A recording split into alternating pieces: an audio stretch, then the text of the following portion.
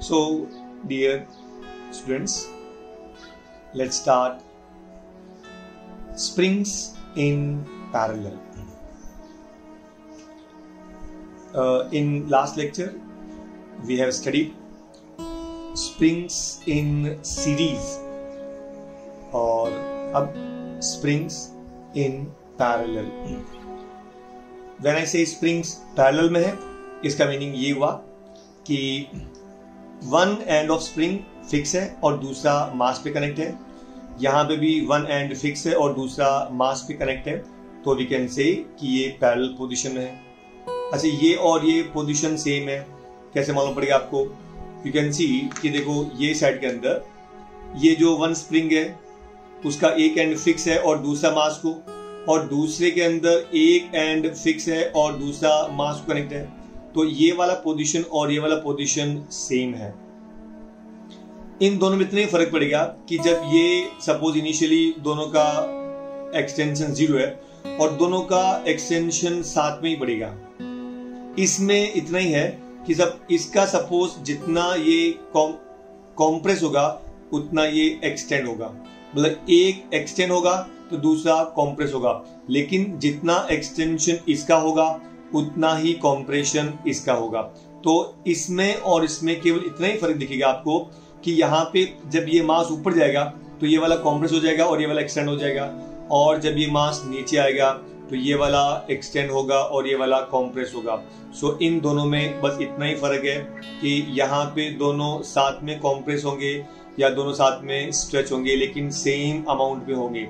यहाँ पे भी यहाँ पे क्या है कि एक्सटेंशन या कॉम्प्रेशन का मैग्नीट्यूड सेम है, लेकिन एक एक्सटेंड होगा तो दूसरा कॉम्प्रेस होगा and vice versa. I hope you got it. Now अब इंपॉर्टेंट थिंग, जैसे फॉर एग्जांपल अभी x is equal to constant. इसका मीनिंग क्या हुआ कि सब जैसे मैंने कहा था कि अगर आपने ये वेट अटैच किया तो इसमें क्या है कि अगर ये 4 सेंटीमीटर एक्सटेंड हुआ तो ये वाला भी 4 सेंटीमीटर एक्सटेंड होगा, and therefore we can say दोनों का एक्सटेंशन कांस्टेंट है, दोनों एक्सटेंशन कांस्टेंट है. नाउ इधर भी दोनों का एक्सटेंशन कांस्टेंट है, इसलिए वी कैन से इस कंडीशन के अंदर x विल रिमेन कांस्टेंट. लेकिन अब इंपॉर्टेंट बात यह है कि दोनों पे अलग अलग फोर्स लग रहा है. कैसे? Try to understand. सपोज अगर मैं आपको ये बोलूं कि दोनों पे मैंने सेम फोर्स अप्लाई किया, आप समझने की कोशिश कीजिए कि ये मान लो एकदम वीक, आई मीन टू से बहुत ही डेलिकेट स्प्रिंग है और ये बहुत स्ट्रॉन्ग स्प्रिंग है. मान लो इस डेलिकेट स्प्रिंग पे मैंने 100 ग्राम वेट अटैच किया तो इसका एक्सटेंशन सपोज 10 सेंटीमीटर हो सकता है, और यहाँ पे मैंने 100 ग्राम वेट अटैच किया तो इसका एक्सटेंशन 2 सेंटीमीटर हो सकता है. Are you getting me? I repeat, इस पे मैंने 100 ग्राम वेट अटैच किया तो इसका एक्सटेंशन हो सकता है 10 सेंटीमीटर. इस पे मैंने 100 ग्राम अटैच किया अलग अलग दोनों सेपरेटली, तो इसका एक्सटेंशन हो सकता है 2 सेंटीमीटर. लेकिन जब मैंने दोनों को कंबाइन करके और मैंने ये 100 ग्राम वेट अटैच किया तो मुझे ये लगा कि total extension is only 1.5 centimetre. Total extension is 1.5 centimetre.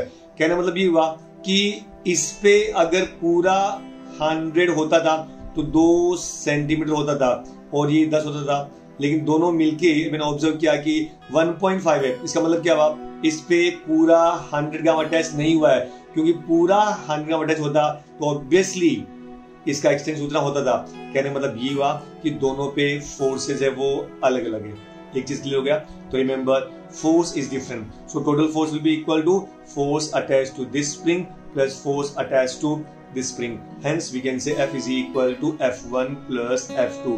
से equation number 1. I hope it is clear. पक्का? Now it is. अभी पहले वाले का रिजल्टेंट फोर्स क्या होगा? F.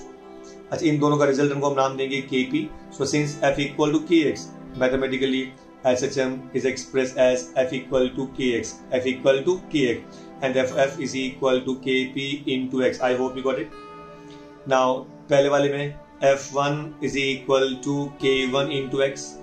दूसरे वाले में F2 is equal to K2 into x. Substitute equation 2 and 3 in equation number 1.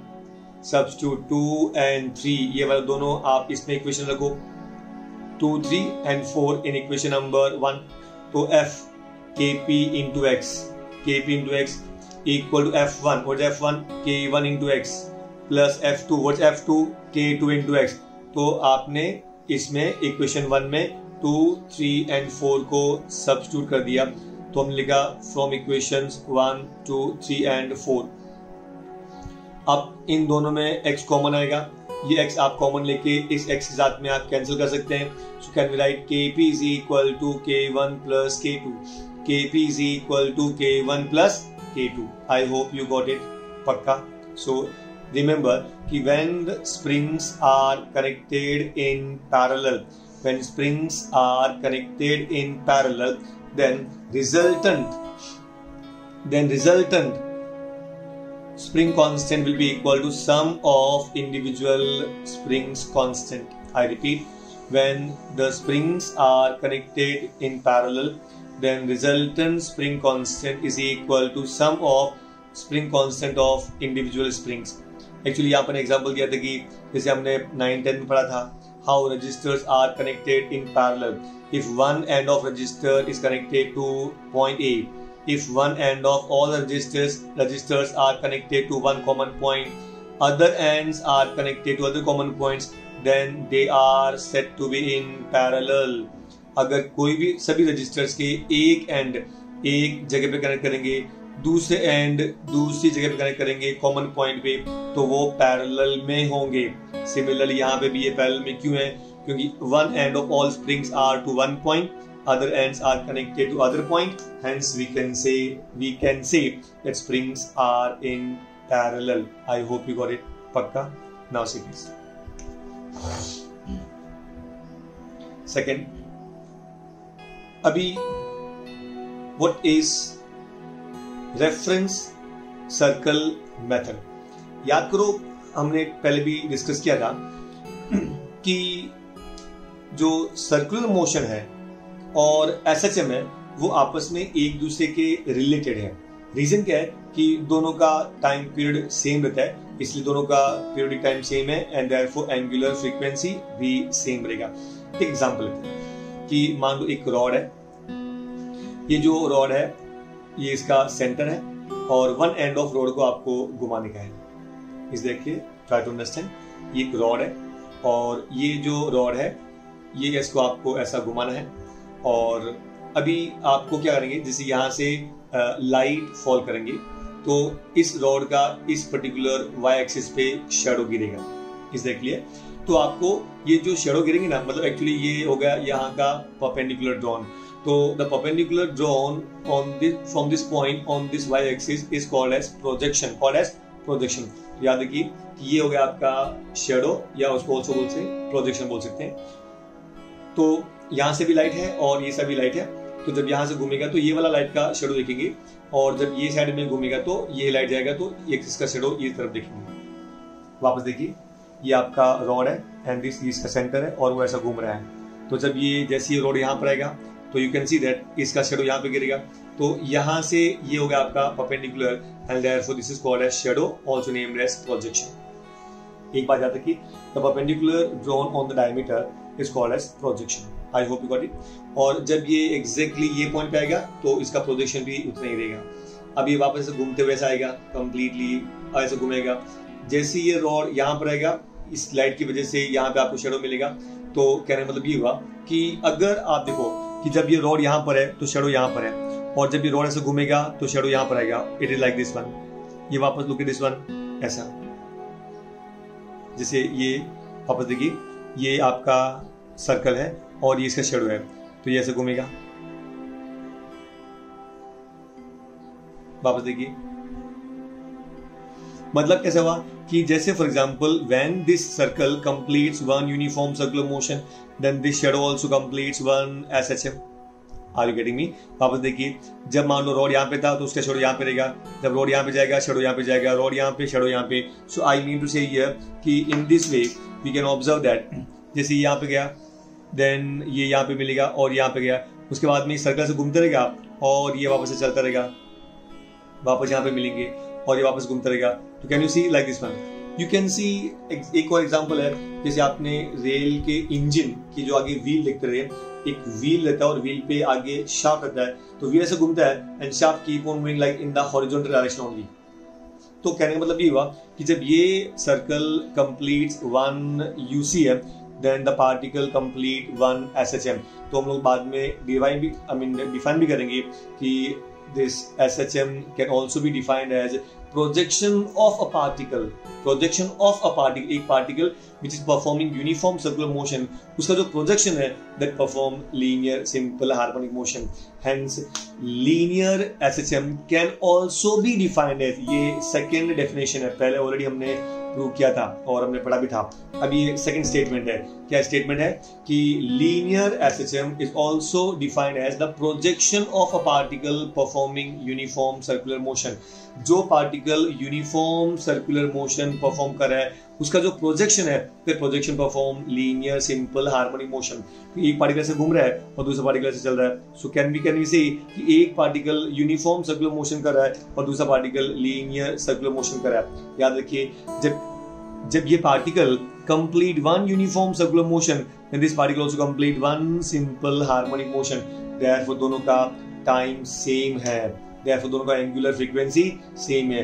यही रीजन है कि हमने K/m, याद कीजिए K/m को हमने ओमेगा स्क्वायर लिया था। मैंने पहले कहा था हम लोग बाद में डिस्कस करेंगे। तो एक्चुअली K/m क्या होता था? एक्सेलरेशन पर यूनिट डिस्प्लेसमेंट, और वो एक्सेलरेशन पर यूनिट डिस्प्लेसमेंट किस पे था? सर्कुलर मोशन में, और ये एंगुलर फ्रीक्वेंसी इसमें हो गया। तो कहने का मतलब ये हुआ कि देयरफॉर K/m का जो वैल्यू था वो हमने किया था omega square. I hope you got it. So ये था आपका रेफरेंस सर्कल, और जो आपने परपेंडिकुलर ड्रॉ किया उसको बोलेंगे projection. So remember, when the particle complete 1 uniform circular motion, then it complete the other particle complete the projection completes 1 simple harmonic motion. Is that clear? Okay. ये पहले इतना angle था, जब यहाँ पे था, जब यहाँ घुमा तो ये पूरा एंगल हुआ। इन दिस वे जब वो पूरा घूमेगा तो angle will be 2π। So UCM के अंदर जो एंगल होगा 2π, देन एसएचएम के अंदर उसको नाम देंगे फेज। क्या नाम देंगे? फेज एंगल बोलेंगे, या सिंपली बोलेंगे phase of SHM. I hope you got it. जो एंगल रेफरेंस सर्कल में होगा वही फेज एसएचएम में होगा। सो मैंने बोला एंगल मेड इज 360 डिग्री, तो मैं बोलूंगा phase changed by 2π। I hope you got it. When I say, जब ये पार्टिकल एक पूरा यूनिफॉर्म सर्कुलर मोशन कंप्लीट करेगा तो टोटल कितना एंगल बनेगा? 360 डिग्री। और जब ये पार्टिकल पूरा घूम के यहाँ पे से वापस आएगा, then phase changes by 2π। I hope you got it. For example, जब ये पार्टिकल यहाँ से आ जाएगा, एंगल मेड इज 90, तो जब ये पार्टिकल यहाँ से आ जाएगा फेज चेंजेस बाय π/2। यहाँ पे हुआ 180, ये हो गया आपका पाई 270 डिग्री, 3π/2। वापस यहाँ पे आया 360, it is 2π। I hope you got it. So once again, when angle made by particle performing uniform circular motion is 360 degree, then the phase changes by particle or projection is 2π। यहां से हमने शुरू किया था, तो इनिशियल फेज इज 0, बाद में कितना? π/2, फिर π, फिर 3π/2, and it completes one oscillation, it is 2π। I hope it's clear. कोई डाउट? Now say please. अभी जैसे हमने वो डेफिनेशन किया था कि SHM can also be defined as projection of a UCM. SHM can also be defined as projection of a UCM. जो particle uniform circular motion perform कर रहा है उसका जो प्रोजेक्शन है, that particle is nothing but what? Simple harmonic motion. लेकिन ये आप कैसे प्रूव करेंगे? Obviously आपके पास में एक कंडीशन है, if acceleration is directly proportional to displacement, then we can say particle perform simple harmonic motion. I repeat, when acceleration is directly proportional to displacement, then particle perform simple harmonic motion. I hope you got it. अभी हम लोग उसको prove करेंगे कि acceleration is directly proportional to displacement, तो हम लोग prove कर सकते हैं कि particle is performing simple harmonic motion. Okay, please try to understand. बहुत important concept है। मान लो इनिशियली आपका पार्टिकल यहाँ पे था, तो ये जो पॉइंट है वो मीन पोजीशन पर है। जब ये अभी ऐसा जरूरी नहीं है कि पार्टिकल हमेशा यहाँ से ही शुरू होगा, पार्टिकल कहीं से भी शुरू हो सकता है। जब पार्टिकल कहीं से भी शुरू होगा ना, तो जहां से वो शुरू होगा with respect to mean position, जितना वो एंगल बनेगा with respect to mean position, उसको बोलेंगे इनिशियल एंगल। और इन केस ऑफ एसएचएम उसको हम नाम देंगे इनिशियल फेज। क्या नाम देंगे? Initial phase. इसका मीनिंग क्या हुआ? इसका मीनिंग ये हुआ कि जो पार्टिकल है मीन पोजीशन के हिसाब से वो कहां से शुरू हुआ था। तो अगर आप यहां से इफ यू ड्रॉ परपेंडिकुलर, तो आपका अगर ये इनिशियल पार्टिकल P0 है तो आपका परपेंडिकुलर यहाँ पे होगा, तो ये होगा आपका initial phase. This will be your initial phase if you draw perpendicular. I hope you got it. अब उसके बाद में particle start performing uniform circular motion with angular velocity omega. Angular velocity omega. Do you know that angular velocity is equal to rate of change of angular displacement? ये हम यूसे में पढ़ेंगे। And therefore theta will be what? That's equal to omega t. इसीलिए ये जो नया theta बना वो है हो गया आपका omega t. I hope you got it. तो देखिए ये जो पार्टिकल है P0 से P तक गया था, उसको टाइम कितना लगा? t. उसका एंगुलर फ्रीक्वेंसी कितना है? ओमेगा। तो एंगल कितना बनेगा? Omega t, because omega is theta by t, so theta equal to omega t. तो इतना एंगल बनेगा। तो अभी पार्टिकल शुरू कहां से हुआ था? P0 से। तो इस 5 को क्या बोलेंगे? Initial phase. मतलब वो इनिशियली पार्टिकल यहाँ पे था, उसके बाद पार्टिकल कहां पे गया? P पे। कितने टाइम के अंदर? T। उसका स्पीड कितना था? ओमेगा। तो कितना एंगल मेड किया? Omega T. सो स्टार्टिंग से टोटल एंगल कितना होगा? It will be omega T plus 5। कितना होगा? Omega T plus 5। ये पूरा टर्म बहुत इंपॉर्टेंट है, इसमें तीनों का मीनिंग है। 5 का मतलब होता है इनिशियल फेज। 5 मतलब इनिशियल फेज, मतलब with respect to mean position particle शुरू कहां से हुआ था, उसको बोलेंगे इनिशियल फेज। क्या बोलेंगे? Initial phase. उसके बाद जब पार्टिकल मूव करने लगा in time t, then angle made is omega t. Angle made is omega c. So total angle is omega t plus 5. Total angle is omega t plus 5. I hope you got it. अब ये particle P पर है। अभी if you draw perpendicular तो क्या होगा? जब आपने perpendicular get, this will be your projection. So projection is OM. I hope you got it. अब देखिए ये दोनों पैरेलल है, ये हो गया आपका ट्रांसवर्सल। तो ये एंगल और ये एंगल सेम होंगे नहीं होंगे? ये वाला ऑल्टरनेट एंगल। तो इसके एंगल का नाम है ओमेगा टी प्लस 5। क्या नाम है? Omega T plus 5। तो in triangle PMO, what is sin theta? Sin theta equal to opposite upon hypotenuse. So what is opposite? Is nothing but what? Y. What is hypotenuse? Is nothing but what? R bar. Radius. So can you write OM nothing but Y? So can you write therefore it is Y is equal to R sin theta. But what is theta? Omega t plus 5. तो ये याद रखना, this equation of displacement. क्या ये? Equation of displacement. I hope you got it. अच्छा, अभी हम लोग ये डिस्प्लेसमेंट आपको मिल गया। अभी we can find the velocity also. So ये था आपका प्रोजेक्शन ऑफ वेलोसिटी। जब कोई particle uniform circular motion perform करता है तो किसी पोजीशन पे इफ यू ड्रॉ टेंजेंट तो वो होगा आपका वेलोसिटी। क्या होगा आपका?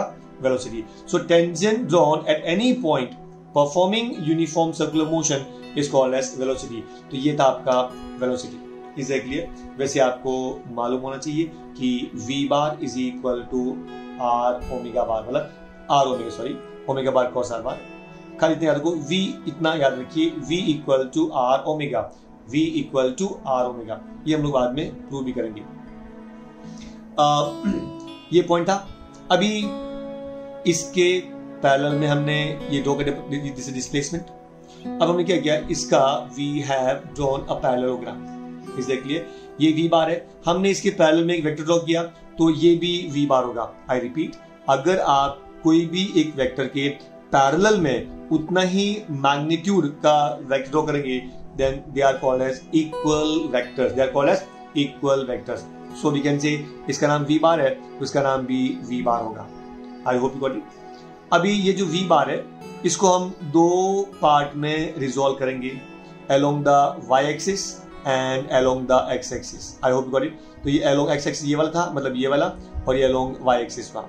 तो this is called as the vertical component of velocity. We name this as vy. तो this is called as vy. This is called as vy. और how to obtain vy? इसका differentiation. अगर आप y का डेरिवेटिव लेंगे then we will get r omega cos of omega t plus alpha. For example, आप इसका derivative कैसे लेंगे? d by dt of y. d by dt of y, number 1 r constant है, बाहर ले लो. फिर derivative of sine of theta will be cos theta. Derivative of sine theta will be equal to cos theta. दूसरी बात, एक बार फिर derivative of omega t will be omega. Derivative omega t will be omega and therefore velocity equal to r omega cos omega t plus phi. ये था आपका projection of velocity. क्या था? Projection of velocity. I hope you got it. I repeat, जब कोई particle uniform circular motion perform कर रहा है तो किसी एक पॉइंट पे इफ यू ड्रॉ टेंजेंट उसको बोलेंगे वेलोसिटी. तो ये आपका v बार था, इसके हमने पैरेलल में वेक्टर ड्रॉ किया तो ये v बार हो गया. v बार को हमने दो पार्ट में रिजॉल्व कर दिया. ये अलोंग y एक्सिस है तो ये जो कंपोनेंट है उसको बोलेंगे vy. क्या बोलेंगे? vy along this side. तो how to obtain velocity? Velocity can be obtained as rate of change of displacement dy by dt. dy by dt. तो इसका आप डेरिवेटिव लेंगे. डेरिवेटिव का रूल नंबर 1, पहले जो कांस्टेंट्स को बाहर ले लो, हमने r बाहर ले लिया. फिर derivative of sine theta is cos theta. फिर derivative of omega t is omega. So vy bar equal to r omega cos of omega t plus phi. ये हो गया आपका velocity. I hope you got it. पक्का ना? अभी आप देखिए प्रोजेक्शन ऑफ डिस्प्लेसमेंट जो हमने लास्ट में किया था, OM equal to OP sine theta. OM क्या था? Projection y. OP क्या था? रेडियस ऑफ सर्कल मतलब r. And sine of theta क्या था? Omega t plus phi. ये आपको मिल गया डिस्प्लेसमेंट. हाउ टू हमने वेलोसिटी? ये वेलोसिटी था dy by dt जो हमने अभी जस्ट पढ़ा था वापस. So dy by dt of r sine of omega t plus phi. Constant क्या है? r. रेडियस कभी बदलता नहीं है, बाहर ले लो. r हमने बाहर ले लिया. Derivative of sine theta cos theta. एक बार फिर वापस derivative of omega t will be omega. So r omega cos of omega t plus phi. Agree? अब प्रोजेक्शन ऑफ एक्सेलरेशन. अब आप एक्सेलरेशन कैसे फाइंड करेंगे? ये हम क्यों फाइंड करें? मैंने आपसे पहले भी कहा था, आप ये कैसे प्रूव करेंगे कि ये सिंपल हार्मोनिक मोशन परफॉर्म कर रहा है जो प्रोजेक्शन है? मैंने अभी आपसे कहा था, अगर acceleration is directly proportional to displacement then particle perform simple harmonic motion. तो हमारे पास डिस्प्लेसमेंट था, हमने वेलोसिटी निकाला, अब हम उसका एक्सेलरेशन निकालेंगे. और अगर एक्सेलरेशन ये प्रूव हो गया कि इसके प्रोपोर्शनल में है then particle perform simple harmonic motion. So Ay equal to what's acceleration? Rate of change of velocity dv by dt equal to d by dt of, ये आपका v हो गया r omega cos of omega t plus phi. सबसे पहले constant बाहर ले लो. r omega आपने ले लिया बाहर, r ओमेगा, ये r ये ओमेगा बाहर आ गया. Derivative cos theta is minus sine theta.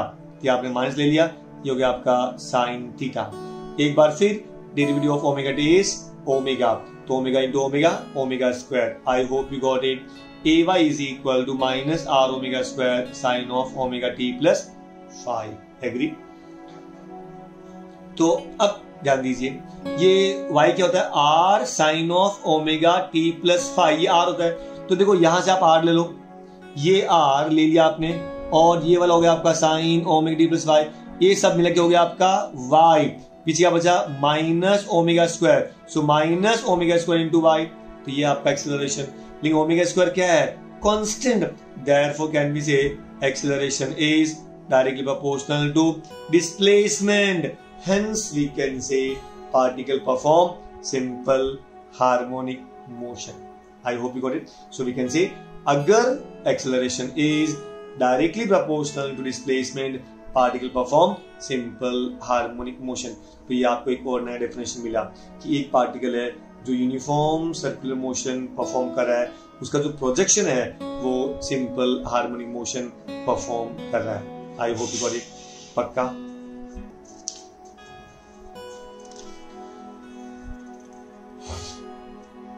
Phase in SHM, जैसे मैंने कहा था कि ये जो फेज है ना, फेज थीटा, जो सर्कुलर मोशन में हम लोग यूज करते हैं वर्ड थीटा, जितना एंगल बनेगा वही हम उसको यूज करेंगे फेज।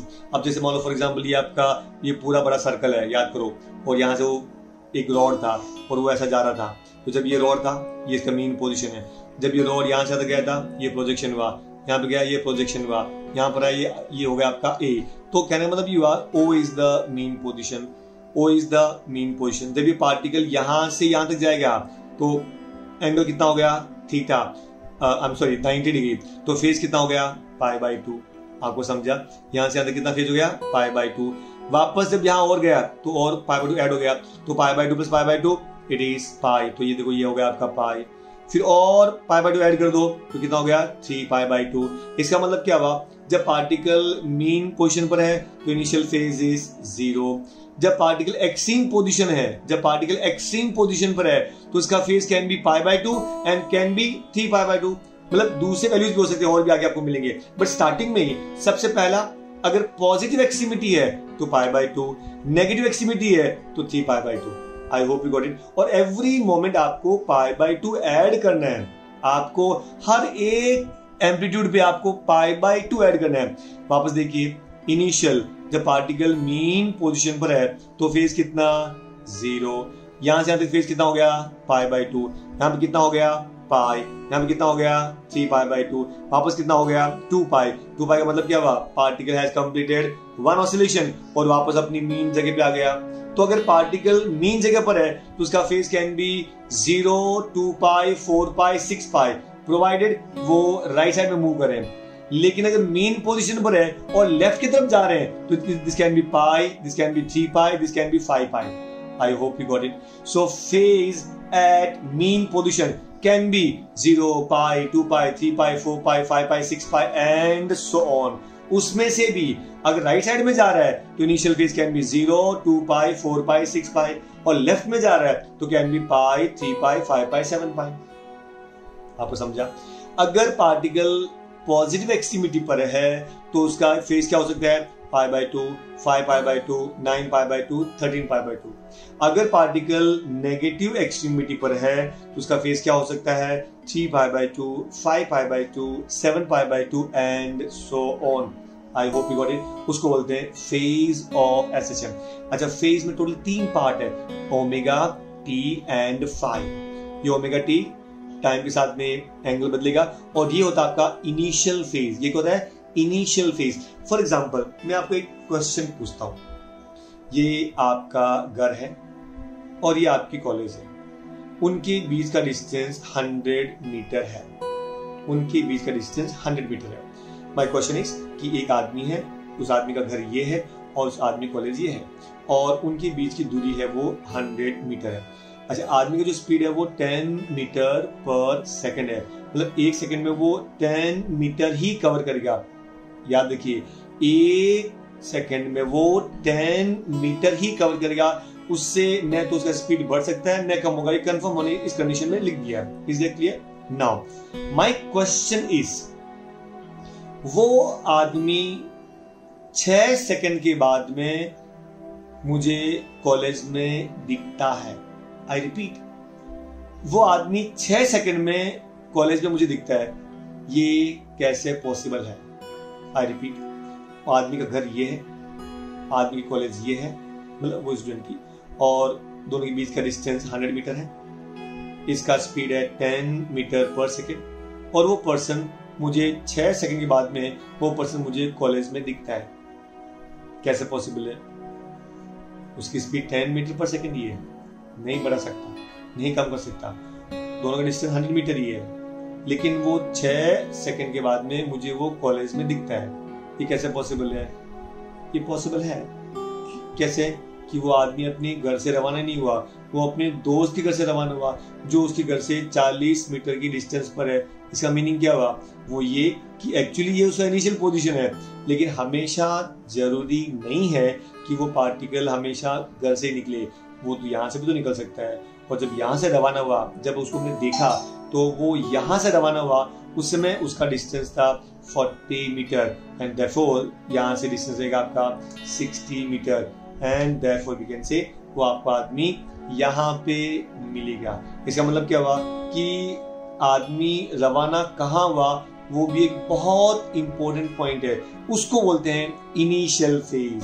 जैसे हम डिस्कस किया था कि with respect to mean position, क्या था with respect to mean position वो पार्टिकल कहां से मिला।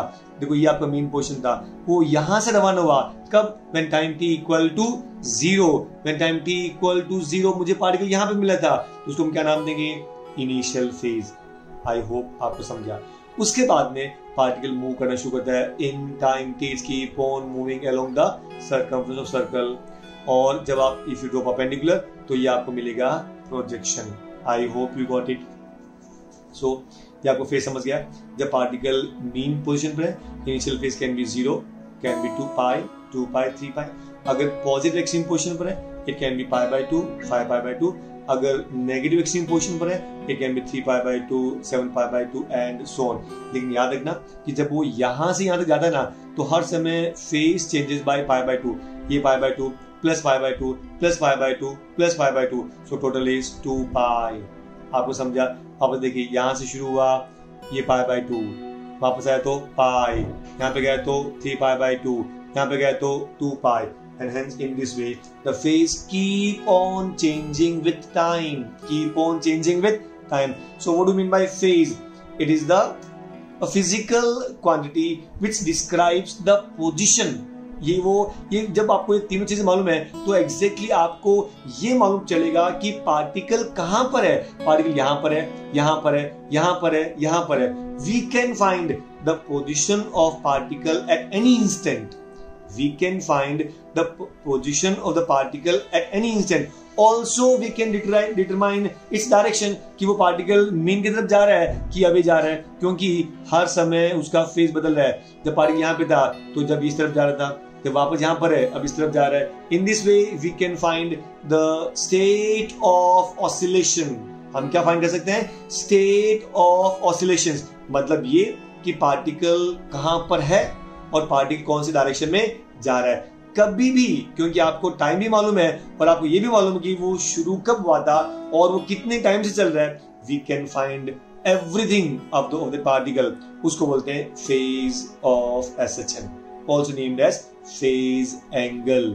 आई होप इट्स क्लियर। कोई डाउट आपको?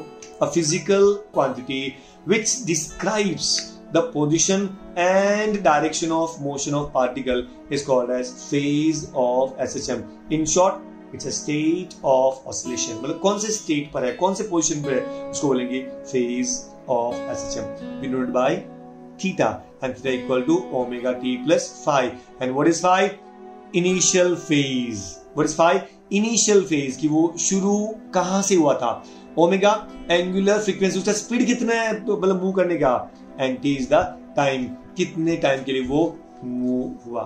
आई होप यू गॉट इट। अभी next, graphical representation of SHM. Graphical representation of SHM अभी हम लोग ग्राफ के हिसाब से बताएंगे कि डिस्प्लेसमेंट कैसा दिखता है, वेलोसिटी कैसा दिखता है, एंड एक्सेलरेशन, और आपस में उनका रिलेशनशिप क्या है, ये हम प्रूव करेंगे, वी डिराइव करेंगे इस टॉपिक के अंदर। नाउ सबसे पहले एक कैसे कि particle starts from mean position. Particle शुरू कहां से हो रहा है? मीन पोजीशन पे। आपको शायद याद है कि हमने पहले डिस्कस किया था कि अगर मान लो पार्टिकल ये आपका मीन पोजीशन है, ये एक्सट्रीम पोजीशन है, ये मीन है, इसमें आप देखिए ये आपका मीन पोजीशन था, ये extreme mean in this way keep on moving. यहाँ तो पार्टिकल ऐसा वाई एक्सिस में जा रहा है, और जब हमने यहाँ से ये जब एक्सप्लेन किया था तो it was moving along the x axis. तो याद रखना वो क्या है? Mean position. तो याद रखना पार्टिकल कहाँ से शुरू हो रहा है? मीन पोजीशन से शुरू हो रहा है। पार्टिकल एक्सट्रीम से शुरू हो सकता है। अगर मीन से शुरू हुआ तो उसका इनिशियल फेज कितना होगा? 0। अगर यहां से शुरू हुआ तो इनिशियल फेज क्या हो सकता है, π/2। अगर यहां से शुरू हुआ इनिशियल फेज क्या हो सकता है, 3π/2। I hope you got it. कोई डाउट? अगर पार्टिकल मीन से शुरू हुआ इनिशियल फेज विल बी 0, मतलब वो अपने घर से रवाना हुआ है। I hope you got it. अब चलते आगे। सबसे पहले particle starts from mean position, agree? तो जब मीन पोजीशन से शुरू हुआ तो फाइव विल बी 0, क्योंकि मैंने क्या बोला कि जैसे ये इनिशियल पोजीशन, तो ये 5 का वैल्यू कितना हो जाएगा, 0। ये पूरा आपको 5 बता रहे हैं, तो 5 विल बी 0, तो ये आपका 0 हो गया। तो आपका फेज कितना हुआ, ओनली ω_t। तो अगर आपका 5 0 हुआ तो x का वैल्यू क्या होगा, a sin of ω_t, because 5 will be 0, because particle starts from mean position, so x equal to a sin ω_t। Is that clear? अब इंपॉर्टेंट हम लोग यू कैन फाइंड वेलोसिटी। अभी व्हाट्स अ वेलोसिटी?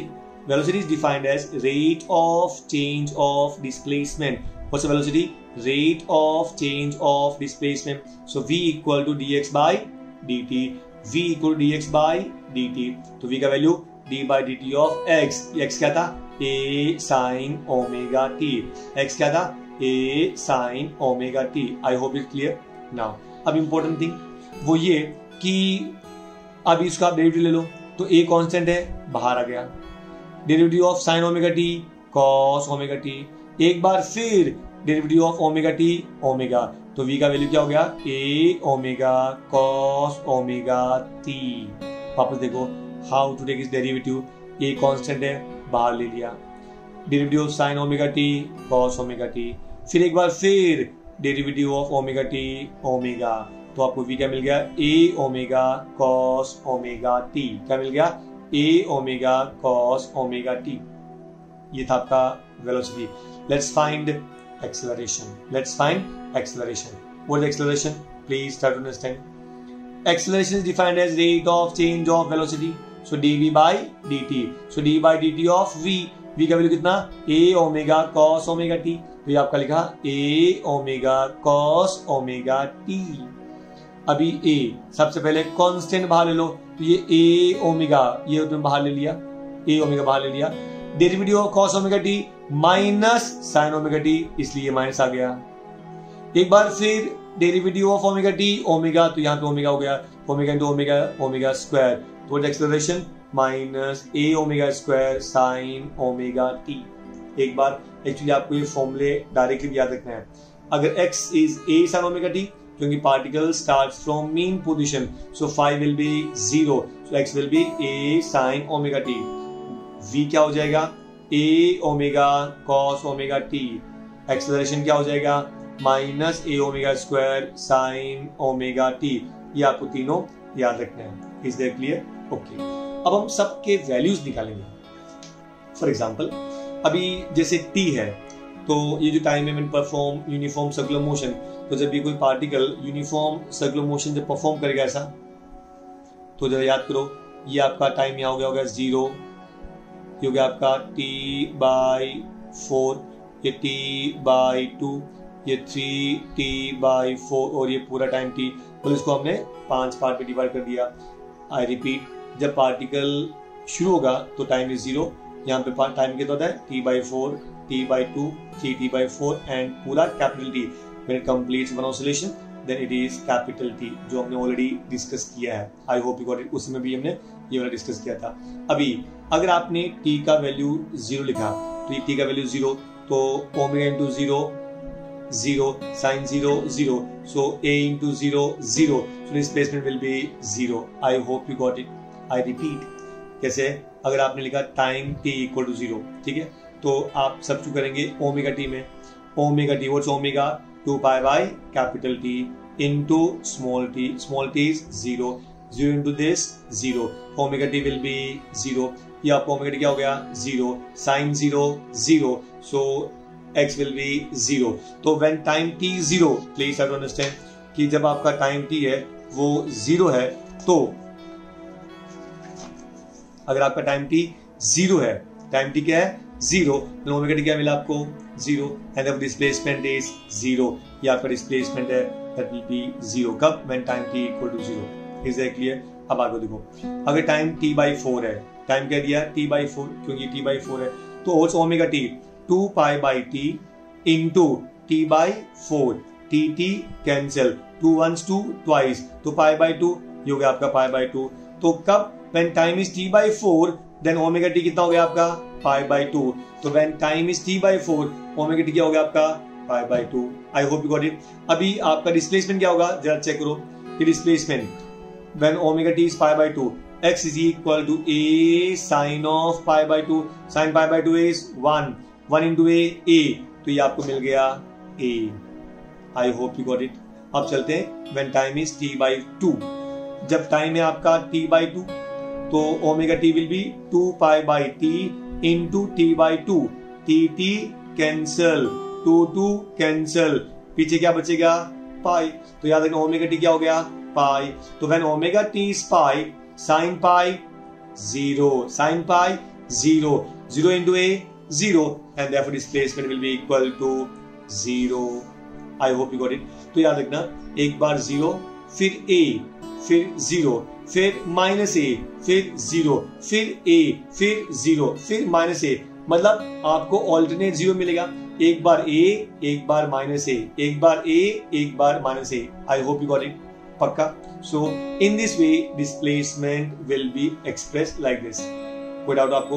हमने observe किया time is 0, omega T 0, तो sign omega T will be 0 and therefore x displacement will be 0. I hope you got it. अब एक बार देखिए how to obtain velocity. Please try to understand. इस बार velocity में आपको cos है, याद रखना है ओमेगा टी का वैल्यू आपको ध्यान रखना है कि ओमेगा टी में क्या कौन कौन से वैल्यू होंगे 0, π/2, pi, 3 π/2, like 2 pi, like this one. तो सबसे पहले जब टाइम t इक्वल टू 0 है ओमेगा टी कितना हो गया 0, ओमेगा टी कितना 0। अच्छा cos 0 1 टू a ओमेगा, तो ये क्या हो गया a ओमेगा। तो सबसे पहले आपको v मिला when time is 0, velocity is a omega, velocity is a omega. I hope you got it. और जब टाइम t/4 रहेगा तो अब देखिए जब टाइम t/4 है तो ओमेगा टी कैसे मिलेगा 2 pi by capital T into t/4, t cancel, 2 1s 2 twice, तो π/2 ये आपको π/2 मिल गया। ओमेगा टी कितना मिला π/2, तो ये ओमेगा टी क्या π/2, what is cos π/2 0, 0 into a omega 0, तो आपको मिल गया velocity 0। I hope you got it. So velocity is 0। अब ध्यान दीजिए पहले क्या मिला a ओमेगा, फिर 0, फिर माइनस a ओमेगा, फिर 0, फिर a ओमेगा, फिर 0। I hope you got it. मतलब ऑल्टरनेट 0 मिलेगा, एक बार पॉजिटिव एक बार negative value. I hope you got it. So v max maximum a omega, फिर 0, फिर नीचे मैक्सिमम माइनस a ओमेगा, फिर 0, फिर a ओमेगा 0, आगे क्या आएगा minus a omega. I hope you got it. मतलब आपको एक एक बार साइन चेंज करना है और ऑल्टरनेट 0 डालना है। क्लियर हुआ? अब चलते हैं एक्सेलरेशन। एक्सेलरेशन का formula, acceleration is minus a omega square sine omega t. सबसे पहले t equal to 0, omega t will be 0, sine 0 0, 0 into this 0, acceleration will be 0। ये होगा आपका एक्सेलरेशन, स्टार्टिंग में क्या हो गया 0, तो यहाँ कुछ गड़बड़ हो गया, this will be equal to 0। I hope you got it. तो दिस इज 0। उसके बाद में t/4, तो जब ये t/4 होगा तो this is t/4, when this is t/4 then omega t will be 2 pi by t, t/4, t cancel, 2 1s 2, 2 2s are 4, it is pi/2, omega t will be pi/2, for sin pi/2 1 into minus a omega square will be minus a omega square, तो ये हो गया आपका minus a omega square। अब वापस बोलो 0 minus a omega square 0, a omega square 0, and this is minus a omega square. I hope you got it. वापस देखिए acceleration is 0, then this is minus a omega square, then 0 plus a omega square, 0 minus a omega square. I hope you got it. तो ये था आपका derivation, मतलब ये points आपने plot किया डिस्प्लेसमेंट का, वेलोसिटी का एंड एक्सेलरेशन का। आई होप यू गॉट इट। अब देखो now will plot the graph. ध्यान दीजिए अभी ग्राफ कैसे होगा आपका, ये डिस्प्लेसमेंट, ये वेलोसिटी, ये एक्सेलरेशन। डिस्प्लेसमेंट मैक्सिमम कितना हो सकता है a, और नीचे में मैक्सिमम कितना हो सकता है -a। ये आपका डिस्प्लेसमेंट था, ये 0 है। मैक्सिमम डिस्प्लेसमेंट a ऊपर की तरफ एंड -a नीचे की तरफ, मतलब ये आपके मैक्सिमम वैल्यूज है a एंड -a, किसमें, डिस्प्लेसमेंट में। ये डिस्प्लेसमेंट है, टाइम चलता रहेगा आगे, और ये आपका 0 है जो मेन पोजीशन पर है, एक्सट्रीम पोजीशन पे a एंड -a, ये होगा आपका डिस्प्लेसमेंट। और फिर वेलोसिटी में maximum value a omega -a omega, ये मैक्सिमम वैल्यूज है, तो ये वेलोसिटी है सबसे ज्यादा a ओमेगा, और यहाँ सबसे ज्यादा -a ओमेगा।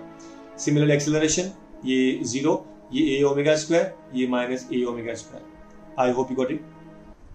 अब हम देखेंगे कि ये time t equal to 0, particle starts from mean position, तो पार्टिकल हो गया आपका यहाँ पे हो गया। उसके बाद में t/4, t/2, 3t/4, t, ऐसा आगे टाइम चलता रहेगा।